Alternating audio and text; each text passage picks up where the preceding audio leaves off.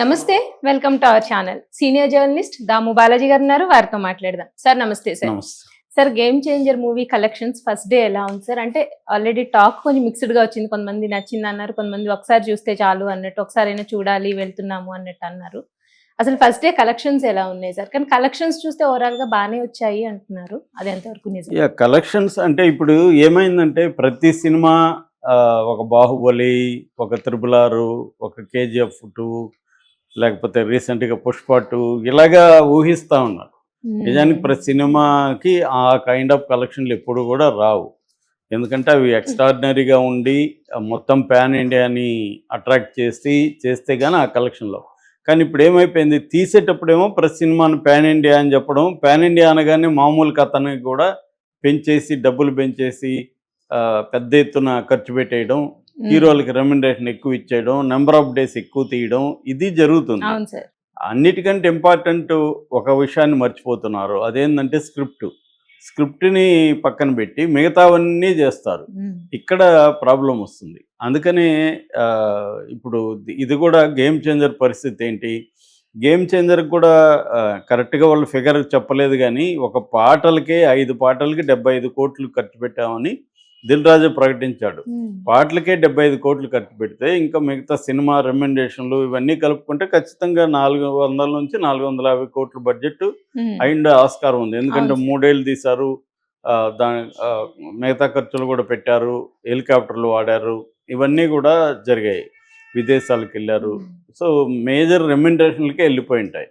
So ఈ స్థాయిలో ఖర్చు పెట్టి తీసినప్పుడు దానికి పాన్ ఇండియా లెవెల్లో ఫస్ట్ ఓపెనింగ్స్ రావాలంటే బజ్ క్రియేట్ అవ్వాలి, హైప్ చేయాలి. అందుకనే రాజమౌళిని చూసి ఇప్పుడు అందరూ కూడా నేర్చుకుంటారు. చివరికి మణిరత్నం లాంటి వాళ్ళు కూడా రాజమౌళిని గురువుగా భావిస్తున్నారు ఈ విషయంలో, మార్కెటింగ్ విషయంలో.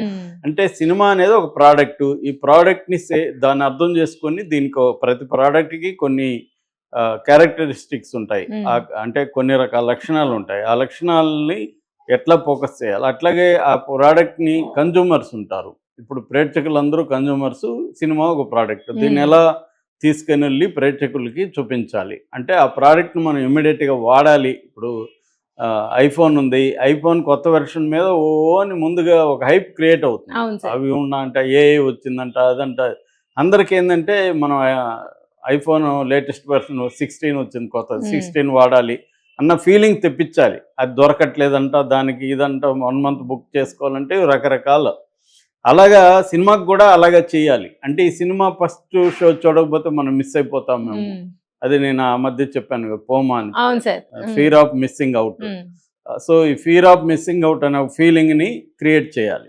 అది ఫెయిల్ అయింది ఈ సినిమా విషయంలో. గేమ్ చేంజర్కి అలా రాలేకపోయింది, అంత హైప్ రాలేదు. దానికి ఒక కారణం పుష్ప 2 గొడవలు, దీనివల్ల మొత్తం దీని చుట్టూ ఉంది, కానీ గేమ్ చేంజర్కి రాలేదు. దిల్ రాజు కూడా మరి ఎందుకనో రాజమౌళి సహాయం తీసుకొని మార్కెటింగ్ చేయలేకపోయాడు ఆ స్థాయిలో. అదే పుష్ప వాళ్ళు, సుకుమార్, వీళ్ళందరూ కూడా రాజమౌళి గైడెన్స్లో వాళ్ళు చేయగలిగారు, వీళ్ళు చేయలేదు. అందుకనే అది ఓన్లీ ఆంధ్రప్రదేశ్లో ఒక రిలీజ్ ఫంక్షన్ పెట్టారు తప్ప హైదరాబాద్లో కానీ చెన్నైలో కానీ మిగతా చోట్ల పెట్టలేదు. సో అందువల్ల దానికి రావాల్సినంత హైప్ అయితే క్రియేట్ కాలేదు. ఆల్రెడీ శంకర్ నెగిటివ్లో ఉన్నాడు, ఫామ్లో లేడు.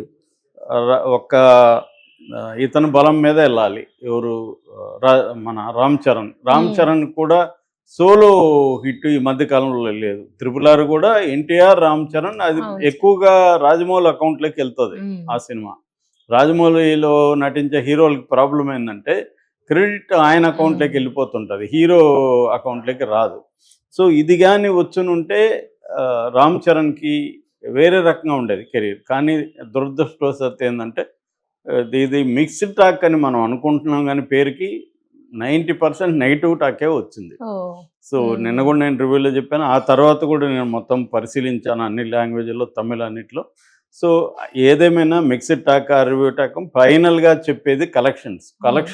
అబద్ధాలు చెప్పు, మనుషులు చెప్పచ్చు, లేకపోతే దీని మీద కోపం ఉంటే నెగిటివ్గా మాట్లాడచ్చు, ప్రేమ ఉంటే పాజిటివ్గా మాట్లాడచ్చు. కానీ కలెక్షన్లు అసలు నిజాన్ని కలెక్షన్లు మాట్లాడతాయి. సో కలెక్షన్లు చూసుకుంటే మనకి ఏ భాషలో ఏ కలెక్షన్లు వచ్చాయని చూసుకుంటే ప్రధానంగా తెలుగులో 38 కోట్లు కలెక్ట్ చేసింది 2 రాష్ట్రాల్లో. ఇది హైయెస్ట్ కలెక్షన్ అనమాట. హిందీ 7 కోట్లు. హిందీ కూడా నాట్ బ్యాడ్ అని చెప్పొచ్చు. ఎందుకంటే హిందీలో ఆల్రెడీ పుష్ప 2 ఉంది, ఆల్రెడీ మార్కో ఉంది, బేబీ జాన్ ఉంది, తర్వాత ఆయన పతా అనే ఒక సినిమా ఉంది. ఇవన్నీ పోటీ ఉన్నాయి. ఆ పోటీలో కూడా 7 కోట్లు కలెక్ట్ చేయడం అంటే ఒక డీసెంట్ కలెక్షన్ అని చెప్పొచ్చు. కాకపోతే ఈ రేంజ్ బడ్జెట్కి ఆ 7 కోట్లు సరిపోతాయి ఫస్ట్ డే అంటే డౌటే. ఏదేమైనా అది ఇక తమిళనాడులో చాలా పూర్ అండి. తమిళనాడులో యాక్చువల్గా దీనికోసం ఇడాము ముయర్చని అజిత్ సినిమాను కూడా పోస్ట్పోన్ చేయించారు. కానీ తమిళనాడులో దీని పట్ల డే 1 నిన్న కూడా రివ్యూలో చెప్పాను, మార్నింగ్ నుంచే నెగిటివ్ వచ్చేసింది. మార్నింగ్ 7 గంటలకి 8 గంటలకి అంటే నా అర్లీ మార్నింగ్ షోకి వెళ్ళిన వాళ్ళు బయట అంతా చూస్తే ప్రతి 99% నెగిటివ్గా చెప్తున్నారు పీపుల్. అక్కడ శంకర్ అభిమానులు కూడా కోపంగానే చెప్తున్నారు.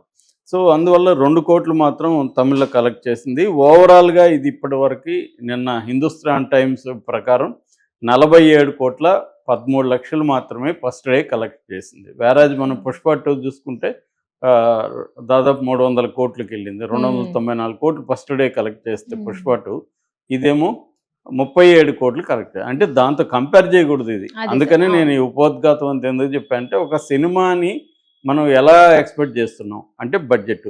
ఇక్కడ ఏంటంటే ఇప్పుడు ఓవరాల్గా నిన్న ఆక్యుపెన్సీ రేట్ చూస్తే మార్నింగ్ షోకి 55.82% అంటే 56 వేసుకున్నారు. అప్పుడు 56% ఓవరాల్గా మార్నింగ్ ఆక్యుపెన్సీ, థియేటర్లో ఆక్యుపెన్సీ రేటు 56% రేట్ ఉంది. ఇట్ ఈస్ ఏ డీసెంట్, ఇది మామూలుగా అయితే. కాకపోతే మనం ఎక్కువగా ఉండాలి కదా అనుకుంటే అంత లేదు, హౌస్ఫుల్లు అలా లేవు.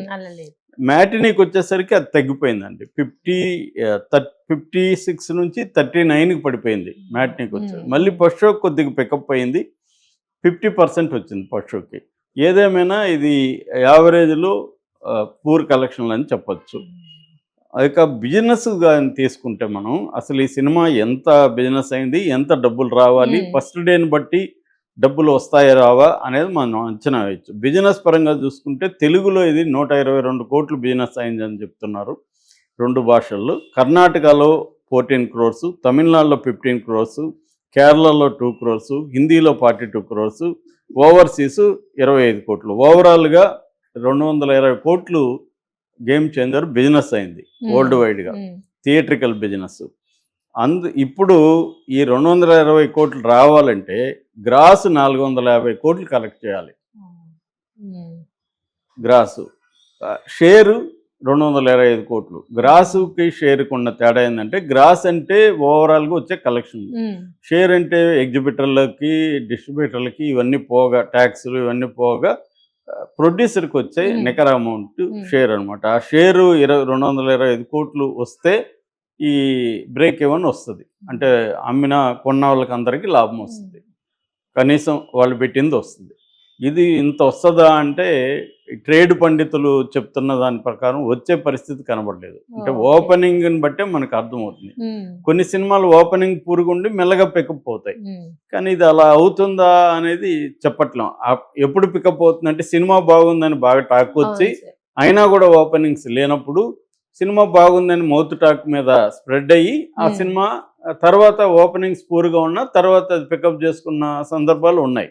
కానీ ఇది సినిమా బాగుందని ఎవరు చెప్పట్లేదు. కొంతమంది ఫ్యాన్స్ వీళ్ళు మాత్రమే పర్వాలేదు అంటున్నారు, కానీ వాళ్ళు కూడా ఎక్స్ట్రాడినరీ ఫ్యాన్స్ కూడా పండగ చేసుకున్న ఇది కనబడలేదు. పైగా నానా హైరానా బెస్ట్ సాంగ్ అది పెట్టకపోవడం కూడా ఫ్యాన్స్కి ఇబ్బంది ఉంది. సో ఈ రకంగా ఏంటంటే ఓవరాల్గా కలెక్షన్లు ఇప్పటివరకు 47 కోట్లు ఫస్ట్ డే గ్రాస్ వచ్చింది. సో దీనివల్ల ఇంకా మనకి రావాల్సిందంత 450 కోట్ల గ్రాస్ రావాలి. అంతవరకు లాగగలదా? ఎందుకంటే ఆల్రెడీ ఇప్పుడు రేపు డాకు మహారాజ్ ఉంది, మళ్ళీ 14th సంక్రాంతికి వస్తున్నాముంది తెలుగులో. తమిళ్లో కూడా ఇంకా వేరే సినిమాలు రిలీజ్కి ఆల్రెడీ దీనికి పోటీగా కొన్ని సినిమాలు చిన్న mid range small films release అయిపోయినాయి. ఇప్పుడు హిందీలో కూడా పోటీ ఉంది. సో ఇందాక నేను చెప్పిన పతా కానీ మార్కో కానీ ఇవన్నీ ఉన్నాయి. ఆల్రెడీ పుష్ప 2 కూడా వాళ్ళు మళ్ళీ రేపటి నుంచి ఈ రోజు నుంచి అనుకుంటా ఈ రోజు నుంచి రీలోడెడ్ 20 minutes రీలోడెడ్ వెర్షన్ అది ఆ, చేస్తున్నారు. కాబట్టి ఆ, ఈ సినిమాకి దిల్ రాజుకి ఇబ్బంది అని చెప్పచ్చండి. ఈ సినిమా కలెక్షన్లు మాత్రం దిల్ రాజుకి కష్టమే. ఇది దిల్ రాజుకి తెలిసే డాకుని సంక్రాంతికి వస్తున్నాం కూడా ముందుకు తీసుకొచ్చాడు అని కూడా వార్తలు వస్తున్నాయి. Okay sir. అంటే నిజంగా దిల్ రాజు ఆయన 50 సినిమా ఇది. 50 సినిమాలు తీసిన సక్సెస్ఫుల్ ప్రొడ్యూసర్కి